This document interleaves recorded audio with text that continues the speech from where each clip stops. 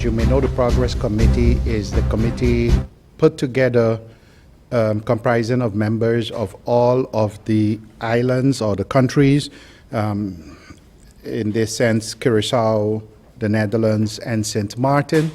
And the task of that committee was to review and evaluate the progress on the plans of approach that were put in place 10-10-10. St. Martin still has two plans of approach to finalize, one of the prison and one of the police that we are working on. I'm pleased to say that considering the contents of all the previous reports, that this is a report to be a bit optimistic about. This report covers the period, the first quarter of 2017, so from January 1st to April 1st of 2017. I'll just give a few highlights in the report. First of all, as you know, that I think since 2014, St. Martin had no member on the Progress Committee. My colleague, Minister Gibson, prior to becoming a minister, was the St. Martin member on the committee. And after that, no one has been nominated or proposed to be a member. Something that the committee wrote about in different of their reports. When taking office, I promised that one of the first things that I would do would be to appoint a suitable candidate. And in doing so, I have nominated Mr. Jason Rogers, a highly respected young St. Martin attorney for that position, and his name has been forwarded to the Minister of Kingdom Affairs, Minister Plastek, for the official appointment on the committee. The committee in this report lauded the fact that finally that was done. So that was the first thing. The other thing, the committee said after many months of pushing and trying to get some decisions on decision-making level taken, it is pleased to say that the action plan that was prepared sometime last year, coming out of a conference, was now approved by the Council of Ministers. What I did also with that, I mentioned in several press briefings that I'm not going to reinvent the wheel. There are so many reports that were written and by all kinds of experts. And what we did, we took that action plan, we looked at it and we actualized it. We brought it up to date with the present situation. And that action plan I presented to the Council of Ministers, and the Council of Ministers approved it. This also is one of the points that the Progress Committee felt pretty good about, and said that it showed some seriousness of the government in tackling the problems at hand. The part in the report that I feel most proud about is when the committee comes to the island, they meet with different stakeholders. And one of the stakeholders is our Prime Minister. And in that meeting with the Prime Minister, the committee mentioned that the Prime Minister was very positive and indicated his full support to the Minister of Justice in executing the plans that he has. So that is a nice start. So thank you, PM, for that additional support. There are naturally issues that are still not resolved. And one of them are the function books, you know, the police, the Landsrecherche, the prison. These function books are still not finalized. While I recall then as a citizen, there were many celebrations ending last year about signing up of documents and the function books, etc., etc. Well, the fact is they're not finalized. And I'm doing everything humanly possible to have these things finalized. If you read one of the daily papers today, if I'm not mistaken, the Herald, that I saw, mentioned about another court case that was lost. And, you know, no one likes losing. But when we look at the issue at hand, the matter at hand, it has to do with civil servants, it has to do with workers, and those who know me know that my background is in labor.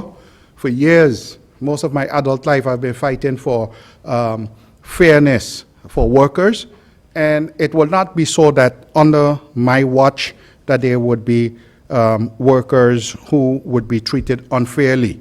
Unfortunately, all of these things happened before I took office. But now is not passing the buck. It's my responsibility, and I would take care of that responsibility. Some of these cases were already ongoing, and unfortunately, you cannot just pick out this one I'm going to do and that one I will not do. So there is an approach. As right after this meeting, as a matter of fact, there is a meeting with the officials within the ministry, the personnel officials, where we would, I would meet with them to have a plan put in place how we would tackle all of these problems. And they are a lot. They are a lot. The report was very positive pertaining to the police. The report indicates that when speaking to police management, they encountered an atmosphere of optimism, of positive feeling.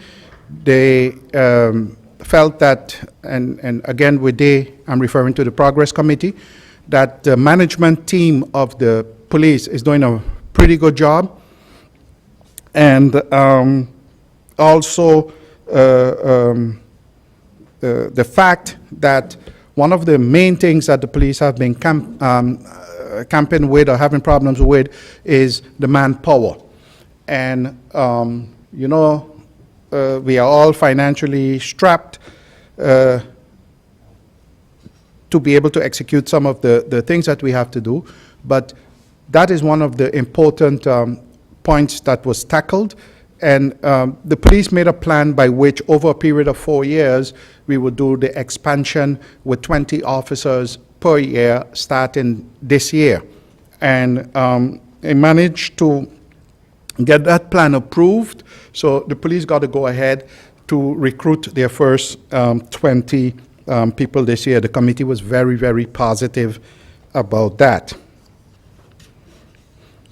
Also, with the educating of the police officers, upgrading of the skills, while we are here locally busy with the academy doing as much as we can and everything that we can to make sure that at least the academy would be able to provide a full base level for police officers and prison officers.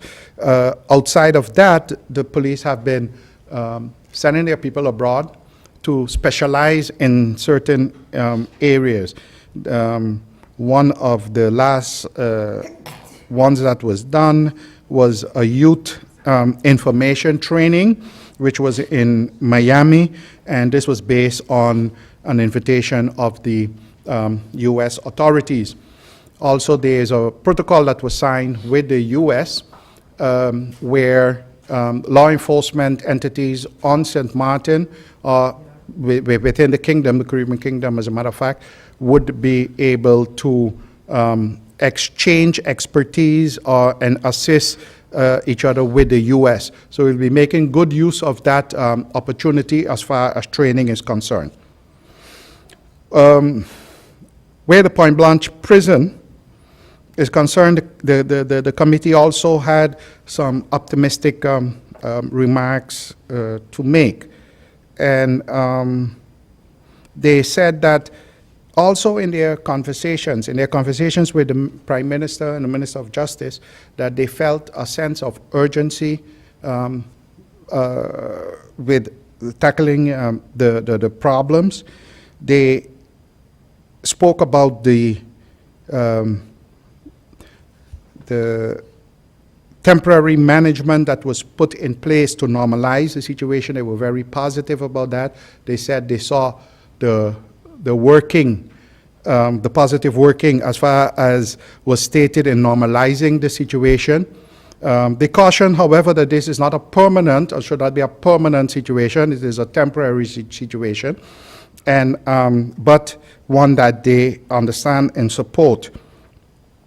The task force that was put together was also looked at as very positive, because the task force includes folks from the different stakeholders, so prosecutor's office, police, court of guardianship, reclassering, rehabilitation, yeah.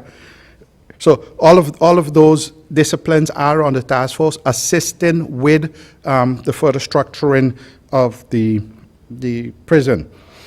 And in closing, and this again is the very important part, is to invest in personnel.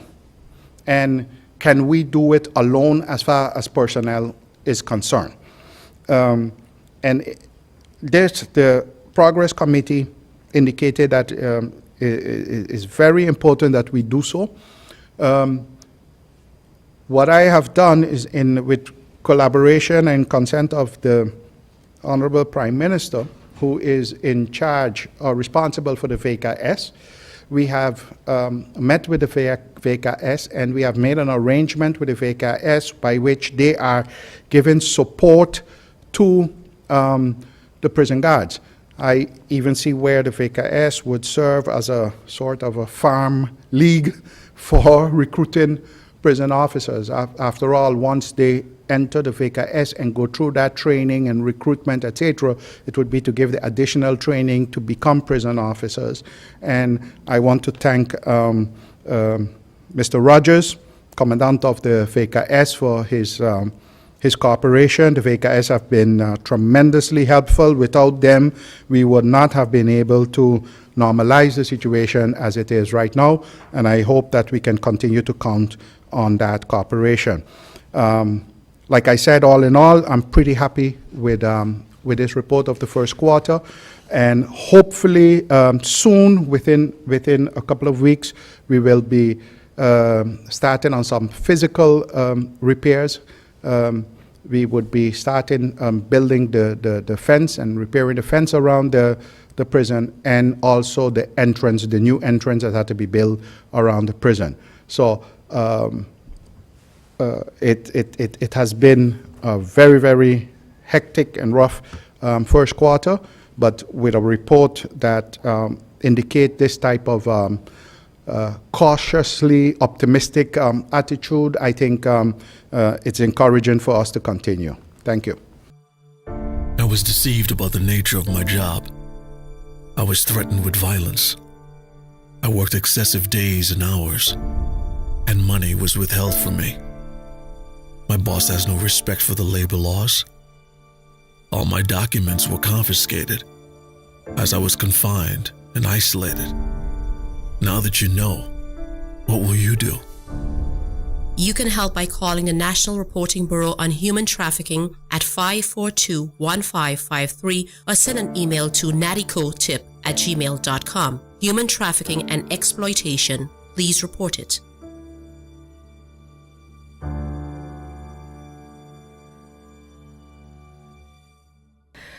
Today, I would like to inform that I just arrived from the opening of a friendly race, which was organized by UNESCO and the Aline Hansen School from Sandy Ground, French St. Martin. It is a race in commemoration of the anniversary of the partition of the island, although that's in March, on March 23rd. The schools, this is the second annual friendly race that has been held between the Mac Braulia Millard campus and the Aline Hansen School in Sandy Ground under this heading. So the activity has been planned for today, and though it started a bit late, it did start on the border of the Lowlands Bastille, with both teams taking off in opposite directions.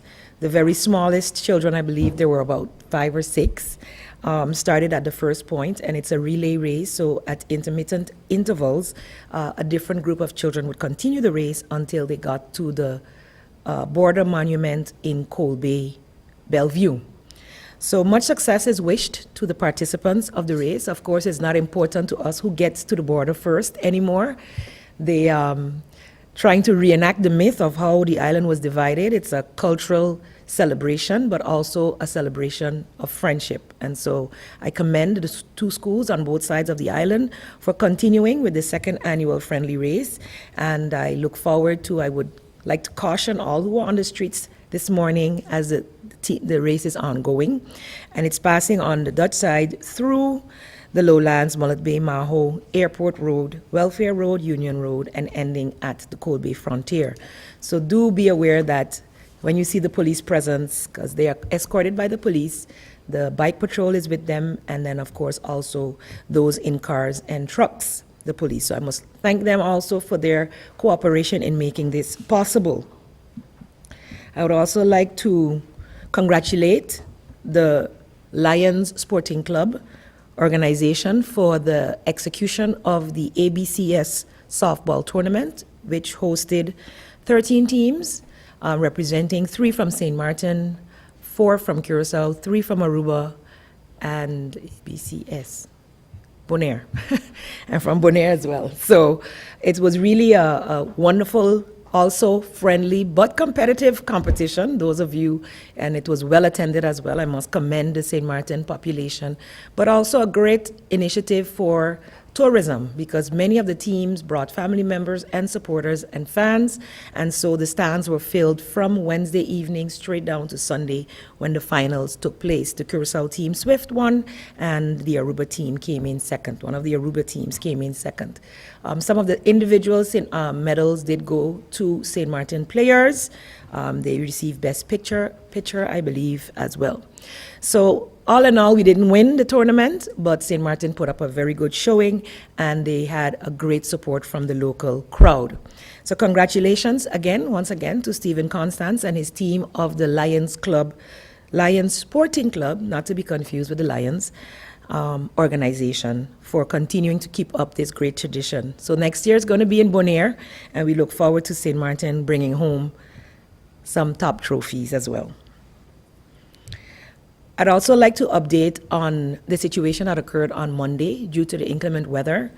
Following the news and seeing the reaction of the public, I think most agreed that at the time that school was canceled, that it was really the time when children, I waited until as late as I could, because at that time, from 4 morning, it was thundering and lightning very badly. There had been rainfall all night.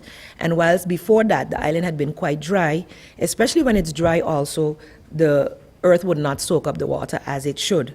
So we were monitoring, and while the Met Office did not recommend that schools be closed, knowing where most of our schools, or you have to pass through flooded areas to get to the schools, I decided to close the schools early in the morning and notified via DCOM as well as via social media that this was the case. There was 2 schools that still had scheduled exams, the St. Dominic High School as well as the St. Martin Academy, which pertain to the CXC examinations, for which there are no resits possible. So that is why initially we stated that they were not canceled and that they would be able to attend. However, as the morning progressed and we saw the first exam was scheduled for 9, and between 7:30 and 9, or I should say 8, 7 and 8, the weather was pretty bad.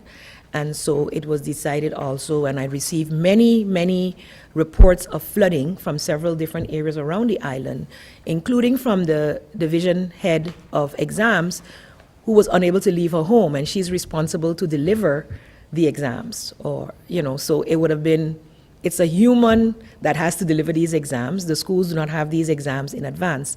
And so we decided at that point that it would have to be canceled.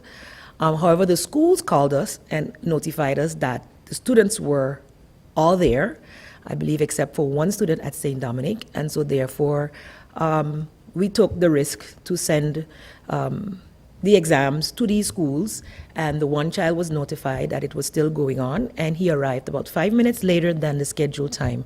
So the exam was scheduled to take place at 9 and took place at 9:10 at the St. Dominic and at 9 o'clock at the St. Martin Academy. I think that the students especially should be commended. I guess they, knowing that there is no resit possible and that they had prepared for a physics exam, really wanted the opportunity to take the exam. As a matter of fact, the entire area in front of the St. Martin Academy gym hall, where the exams are usually kept, was indeed flooded out. So another location had to be found within the school, and the exam took place without a problem. The second scheduled exam was in the afternoon at 1 o'clock. And of course, those students, having heard that it was canceled, another announcement had to be made that the exams were going on. Also, by that time, the weather had cleared up and the roads were much more passable. So we did not want to jeopardize these students who needed or had also prepared for the integrated exam, and that was over 70 students. The exam in the morning were 17 at the St. Martin Academy and about 11 at the St. Dominic. And I must again commend the parents and students for putting their education first, even though, of course, for me, health comes first. But I'm sure they would not have braved the weather if there had been imminent danger for them to get to school. So I thank them for doing that. We stepped up and made sure that the exams were available for them to do. And so I'm happy to say that though the weather was bad, it did not negatively impact those examination candidates. And so they were all able to have the time necessary to do their exams. And in the afternoon also, each candidate was on time and ready to do their exams. So thank you to all concerned. Under the circumstances, we are dealing with nature, and we have no idea how it will change or turn. And so based on the information that I had at time, I felt that it was the best decision I could make. And flip-flop, as you may want to call it, for the exam students was because they actually took the initiative and came. So we did not want them to have braved all that weather and not get to sit their exams. So with that, I hope to have informed the general public about a situation that has occurred over the past days and issues of importance that are ongoing within the ministry. Of course, we continue to strive to prepare our students for all that they sit in terms of exams as well as other areas in education. Also, the FBE exit exams results were ready for the first time in very short notice. And so though the dates were scheduled for later in June when they would receive their results, the schools got their results last week, and some had already started to disseminate to students who were there because some of them had class trips out of school on Wednesday last week before the holiday break. So some of those Group 8, Grade 6 students already received their results. And of course, because there was no school on Monday, the rest got it yesterday. So all the students who sat the FBE exit exam should now have the results within their hands, and the discussion will continue as to their placement in the various secondary schools. So congratulations to those who did as well as they had hoped. And we keep our fingers crossed that you still get into the schools that you deserve to be in for those who may not have done as greatly as they may have prepared for or as great as they may have hoped for. So we look forward to hearing the results. I myself will be getting a presentation on Thursday, that's tomorrow, from the division exams as to the FBE results and the steps the ministry will be taking as a result thereof. Thank you. Minister Jacob, did you follow the comments of the teachers' union, Claire Elshot, after the last decision was made for the students to continue with their exam, and reminding actually the minister about the incident where a teacher lost her life during the flooding in 2005? No, I did not take note of the comment of the union. I am not sitting all day monitoring Facebook. I did make statements because I know that there are people, I was getting messages via Facebook from 5 in the morning, or actually from the night before, as to whether there would be school.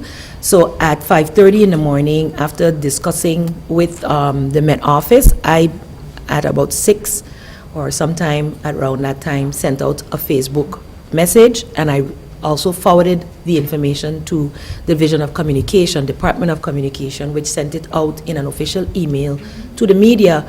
I also spoke to several radio stations live to explain the situation. So I was not really monitoring each and every comment that followed. I hoped with my general statements that I was able to clarify why it went, how it went, and initial decision to cancel was because of those reasons. As I stated before, there was some reports of flooding, etc., but we do know that there's more than one way to get to the South Reward area as well, and I'm sure the parents that braved the weather took the safest route and not necessarily the route in front of the Emilio Wilson estate or there that sometimes floods if the floodgates are not functioning properly or if it happens in a short span of time that a lot of rain has been falling. The rain was falling over a duration of the entire night, and I did see pictures of the Zegas Gut area flooded, which was taken care of later in the day, that by the time I passed there later in the day that there was no flooding to be seen. So as I said before, initially even, and from the night before, the discretion of whether you take your child to school in inclement weather still lies at the end of the day with parents. As a parent, you do not have to wait on a minister or government to say your child's school is closed. You decide based on your child's safety and as a parent whether your child should go to school, and as adults as well. And I know there was some discussion back and forth about why everybody isn't closed, but by 1 o'clock the sun was shining. So, you know, I don't want to use words that might be considered expletives, but there's a statement that you're damned if you do or damned if you don't. So I'm sure the question would have been similar had I not, or had I, you know, we can't please everyone. I did the best under the circumstances and went against actually the advice I received from the Met Office. So I actually expected to hear, oh, how she closed the schools and it's not a disaster.